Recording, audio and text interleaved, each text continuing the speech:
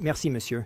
Président, dimanche, je suis juste rentré d'une visite en RDC. Je suis allé en RDC, au Rwanda, en République du Congo, au Burundi et en Ouganda. J'ai rencontré le président en RDC, le président en République du Congo, le président au Burundi et le président au Rwanda. Je suis parti, encouragé de certaines manières et découragé d'autres manières, comme vous pouvez l'imaginer. Je sens qu'il y a un potentiel incroyable dans la région pour la paix et la sécurité et pour que les tueries et le bain de sang cessent. Les ressources là-bas sont juste énormes, des dizaines de milliers de milliards de dollars en ressources. Vous savez, la RDC pourrait être l'un des pays les plus riches de la planète entière. Mais je crois que certaines choses doivent se produire et je ne sais pas exactement quelle est la solution pour y parvenir. Je pense que, vous savez, pour que cela existe, l'Est de la RDC doit être une zone où tout le monde a un intérêt dans la sécurité et la sûreté, et la capacité pour les entreprises étrangères de venir et d'investir dans la région. Et quand je dis tout le monde, je veux dire la RDC, je veux dire le Burundi, je veux dire l'Ouganda et le Rwanda. Tout le monde qui est là. Nous savons tous en ce moment que l'Est de la RDC est une zone complètement ingouvernée. C'est comme le Far West, n'est-ce pas? Et je crois vraiment que le gouvernement à Kinshasa n'a actuellement pas la capacité de contrôler cette zone. Ils n'ont pas les ressources ni la capacité de vraiment, disons, influencer ce qui s'y passe.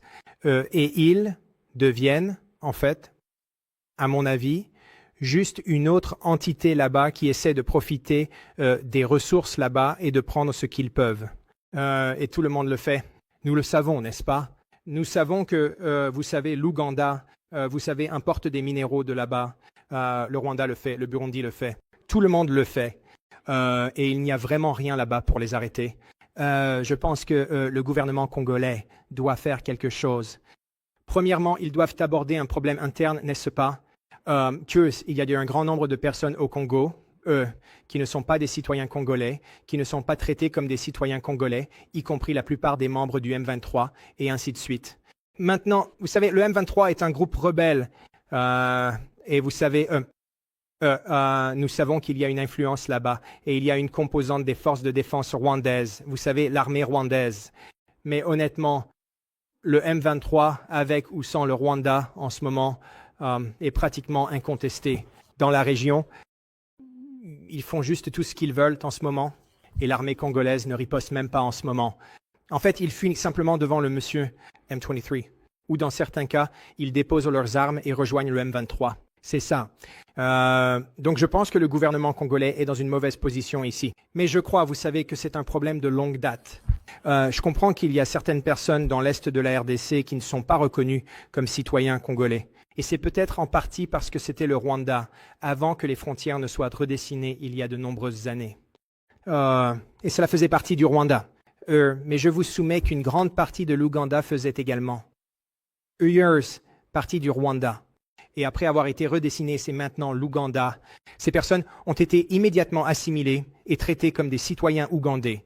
Mais cela ne s'est pas produit en RDC. Et je pense que c'est une partie du problème. Je pense que cette question intérieure doit être abordée, que tout le monde dans la région, tout le monde dans le pays, doit être traité comme un citoyen congolais avec tous les droits et privilèges qui en découlent. Je pense que c'est une chose difficile à faire, mais je pense qu'à un moment donné, la résistance armée du M23 ne va pas simplement déposer les armes et s'en aller. Je pense qu'ils sont une résistance armée. Il doit y avoir un effort d'une manière ou d'une autre pour les intégrer dans l'armée congolaise et leur faire sentir qu'ils sont des citoyens congolais qui protègent leur pays. Pas ce qui se passe actuellement. Je pense que c'est l'un des problèmes. Je pense que l'autre problème est qu'ils ont le problème intérieur ou ils ont le problème international, évidemment, qui se concentre principalement en ce moment autour de la relation avec le Rwanda. Et je pense qu'il doit y avoir une capacité pour le Rwanda et le président. J'ai parlé à Kagame, j'ai parlé à Chikasheti, j'ai parlé à eux deux. Et je pense que l'un des plus gros problèmes en ce moment est qu'ils ne peuvent pas s'entendre personnellement. Et je pense qu'à un moment donné, les gens doivent mettre de côté leurs différences personnelles. Cela doit être une région bénéfique pour tout le monde, où chacun voit un profit et où tout le monde a une raison pour que ce soit une zone de stabilité. Exactement. Et je pense que je ne connais pas la réponse à cela avec certitude, mais les pays voisins doivent bénéficier des minéraux qui se trouvent dans l'est de la RDC. aussi. Que ce soit, ils ont une certaine capacité de raffinage et les minéraux sont extraits là-bas et raffinés ailleurs où il y a un raffinement. Il y a une capacité de raffinage en RDC, une capacité de raffinage au Rwanda. Tout le monde a la possibilité de gagner de l'argent avec ce qui se passe là-bas. Ensuite, je pense que tout le monde aura intérêt à s'assurer que c'est une zone sûre et sécurisée. Ils vont avoir besoin d'investissements étrangers pour venir. Ils vont avoir besoin que d'autres, pays, entreprises veuillent venir et opérer là-bas. En ce moment, cela ne peut pas se produire car il n'y a pas le niveau de sécurité requis et il n'y a pas l'absence de corruption. Vous savez, il y aura un certain niveau de corruption partout où vous allez. Mais vous savez, quand j'étais là-bas, j'ai été choqué par le niveau de corruption là-bas. J'ai parlé à une entreprise suisse ce matin et ils m'ont dit que leur entreprise valait quelque chose comme 18 milliards de dollars. Et ils ont reçu une facture fiscale l'année dernière pour leur entreprise de 80 milliards de dollars, ce qui est ridicule. N'est-ce pas? Et donc ils ont protesté et ils ont réussi à la réduire à 1 milliard de dollars, ce qui est encore des centaines de fois plus que les bénéfices qu'ils réalisent dans l'année. Donc ils sont imposés à un taux déraisonnable. Les pots de vin, évidemment, sont un gros problème. Les Chinois peuvent se permettre de payer les pots de vin où ils sont prêts à les payer. Et vous savez, nous, en tant qu'États-Unis, beaucoup de pays ne sont pas prêts à faire cela. Donc, ils finissent par pouvoir concurrencer sans concurrence. Il y a aussi un système judiciaire biaisé. Vous ne pouvez jamais être assuré que si vous allez là-bas et que vous avez un désaccord juridique, que le jugement sera équitable, vous savez, et qu'ils statueront en votre faveur si vous avez raison. Il y a des taux de change manipulés, il y a des amendes déraisonnables. Vous savez, il y a des preuves partout que les membres du gouvernement et leurs familles deviennent immensément riches grâce à ce qui se passe là-bas, tandis que la population y meurt de faim et, vous savez, vit dans un environnement horrible. Je pense que nous devons trouver un moyen de résoudre cela. Je pense que tant que cela n'arrivera pas, beaucoup de ces autres choses ne vont pas importer. Je ne connais pas la réponse à cela, mais j'aimerais avoir votre avis, chacun de vous. Pensez-vous que dans la situation actuelle dans laquelle nous nous trouvons, et évidemment, il y a d'autres problèmes aussi. Je veux juste mentionner aussi, juste pour le dossier, mais vous savez, il y en a certains. Ce n'est pas tout financier. Maintenant, moi, je pense qu'une grande partie est motivée par le bénéfice financier des minéraux là-bas, mais je pense qu'il y a aussi d'autres problèmes en jeu. Je pense que le Rwanda a une préoccupation légitime concernant le FDLR et la menace terroriste à leurs frontières également. Ils ont une industrie touristique qu'ils doivent protéger, qui se trouve dans la partie nord-ouest de leur pays. C'est vraiment juste à la frontière avec les centres de population là-bas. Si des mortiers et des roquettes commencent à tomber là-bas, il n'y a plus de tourisme. J'ai vu des cartes. Et vous savez cela parce que vous êtes de là-bas. Et vous savez, la ville de Goma, Est, elle est à la frontière et c'est une ville continue qui s'étend en RDC et il n'y a pas, vous savez, de différenciation. Donc, il doit y avoir un certain niveau de sécurité à cet égard également. Donc, nous devons trouver comment réunir ces gouvernements ensemble et proposer une manière raisonnable pour que tout le monde puisse profiter financièrement des partenariats là-bas, afin qu'ils veuillent tous voir un niveau de sûreté et de sécurité là-bas et que tout le monde se sente en sécurité parce que tout le monde combat aussi un type de groupe rebelle.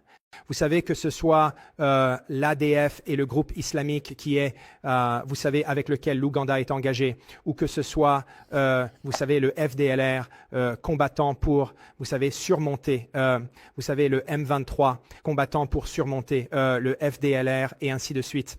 Mais ma question est, est-ce que vous, un à la fois, j'aimerais que vous me répondiez. Pensez-vous que le gouvernement actuel en RDC a la capacité de faire ce que je décris? Monsieur Angarmo, voulez-vous commencer? Merci, monsieur. Et sinon, que pensez-vous? Quelle est, selon vous, la réponse en termes brefs? Tout d'abord, merci beaucoup pour votre attention à cette crise en cours au Congo, dans la région. Et je vous suis très reconnaissant d'avoir attiré l'attention sur cette crise qui dure depuis plusieurs décennies maintenant. Et je me sens très chanceux, en particulier d'être aux États-Unis. Mais tout ce temps, je pense toujours à mes concitoyens, en particulier à Ngoma. Voici la chose. Quand je regarde ce problème, je pense à trouver une solution possible. Et laissez-moi utiliser une histoire. Quand j'étais à West Point, il y a 10 ans, je dirigeais en fait un cadet. Et j'espère qu'il m'écoute. Nous nous entendions très bien, très bien en fait. Nous étions en fait de bons amis. Donc, en d'autres termes, la paix est possible dans cette région. J'espère juste que les dirigeants, en particulier ceux de la RDC, comprennent que c'est possible. Et je suis vraiment d'accord avec tout ce que vous venez de soulever ici, monsieur. Il y a beaucoup de problèmes du côté de la RDC, mais en même temps, le côté de la RDC doit aussi comprendre les préoccupations rwandaises. Ce qui est vrai, absolument vrai. Si vous regardez les rapports de l'ONU qui sont sortis ces 4 dernières années, avec des preuves absolues, il y avait une collaboration entre les hauts responsables de la pharmacie et le FDLR. Je ne vais pas inventer cela. C'est dans le rapport de l'ONU. Pourquoi le gouvernement de la RDC a-t-il toléré cela? Maintenant, voyez les conséquences. D'un autre côté, à propos, par exemple, des ressources dans ces domaines, je pense qu'il y a beaucoup de mécanismes existants, économiques, politiques. Nous devons juste les renforcer pour qu'ils puissent apporter une stabilité régionale. Par exemple, ce qui, je pense, est franchement l'une des meilleures choses qui soient. Si les pays de la région se concentrent réellement dessus avec les accords d'Addis Abeba, et gardez à l'esprit que les accords d'Addis Abeba sont venus juste après le M22. Encore une fois, simplement, ce sur quoi les pays de la région, en particulier le gouvernement de la RDC, devaient se concentrer, c'était la mise en œuvre des recommandations politiques qui figuraient dans cet accord, y compris le licenciement des corrompus, la mise en œuvre d'une bonne gouvernance et la réforme du secteur de la sécurité. Mais ce que nous avons vu au cours des, disons, 10 dernières années, depuis que l'accord de désarmement a été signé, c'est vraiment peu de progrès. Maintenant, les gens peuvent argumenter que le président Felicity est arrivé, n'a pas eu beaucoup de temps, mais allons, vous savez, 70, je pense que c'est suffisant pour montrer quoi faire ou les limites de ce qu'ils peuvent faire. Mais j'aime penser que, en particulier, revenir à votre question. J'aime être optimiste, mais je ne vois aucun signe positif de la part de Kinshasa, en particulier pour essayer de s'attaquer à certaines des causes profondes de la façon dont ce conflit est devenu si grave au point de ramener la région à nouveau dans le chaos que nous avons vu dans les années 90.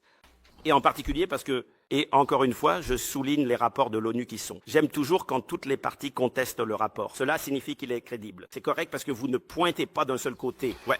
Par exemple, le gouvernement s'est effondré. Si quelqu'un lisait de manière assez attentive et objective ce qui se passait en coulisses, c'était prévisible. C'était vraiment prévisible. Pour de nombreuses raisons. Je sais qu'il n'y avait pas de stratégie militaire. C'était juste une sorte de système peut-être allusif de l'élite de la RDC à Kinshasa et qui essaie encore de faire ce qui est correct. Mais de toute façon, monsieur, je suis optimiste. Je suis très optimiste. J'espère que le prince Kagame, Takedi, tous les efforts. J'ai vu la réunion à Doha, je pense. J'espère qu'ils l'ont lu quelque part. Mais surtout, je voudrais vraiment insister sur Washington, monsieur. Washington. La plupart de ces gars regardent le leadership de Washington. Ils regardent vers Washington, en particulier l'administration Trump, ce qu'ils vont faire. Nous avons le sommet du G20 qui approche en novembre. J'espère vraiment que l'administration Trump sera engagée. Je pense que cela ne fera pas bonne impression pour tous les dirigeants du monde d'être à Johannesburg ou au Cap, avec un désordre juste à côté. Donc, nous avons encore un peu de temps, je pense, pour faire ce que nous pouvons. D'une manière ou d'une autre, parvenir à une conclusion réussie dans ce sens. Merci, merci. Tout d'abord, merci beaucoup d'avoir voyagé dans la région. Dr. Jackson, j'ai suivi votre voyage de loin et je vous salue vraiment pour vous être rendu là-bas en cette période très difficile. J'ai aimé votre expression du Far East sauvage. Je pense que nous devons l'utiliser davantage. Tout d'abord, je dirais à votre question, docteur, vous savez, toute solution doit commencer par le fait que la RDC est la RDC. Il y a des discussions sur, vous savez, l'annexion de certaines parties, etc. La RDC est un pays souverain et doit le rester. Cela dit, je pense qu'il y a absolument la possibilité d'une relation symbiotique entre la RDC, le Rwanda, l'Ouganda, le Burundi et d'autres pays. Nous avons décrit cela dans plusieurs articles que nous avons écrits lors de la dernière crise du MM23. Et je pense que cela a commencé à être suivi pour certains. Et puis, les gens ont été tentés par l'exploitation illicite, la contrebande et l'activité criminelle de tous côtés, vraiment. Vous avez souligné que les unités militaires de la RDC ont aidé et encouragé un groupe terroriste, le FDLR, et cela continue.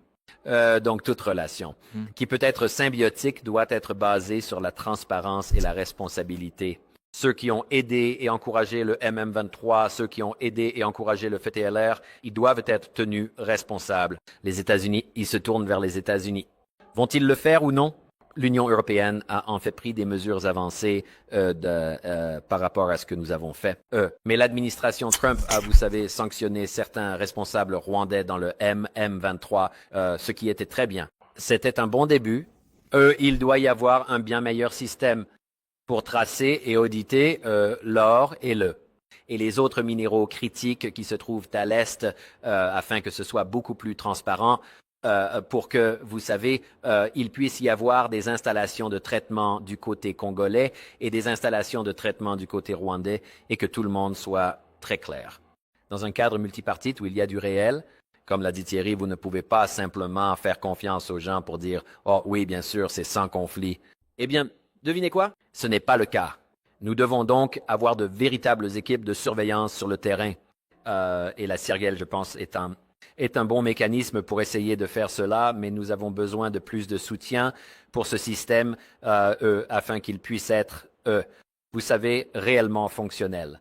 Je pense que le dernier point que je voudrais dire, c'est que, vous savez, nous avons besoin d'une gouvernance plus démocratique en RDC et ce n'est pas vraiment démocratique en ce moment. Et cela doit vraiment être réformé, amendé et modifié. Merci, monsieur.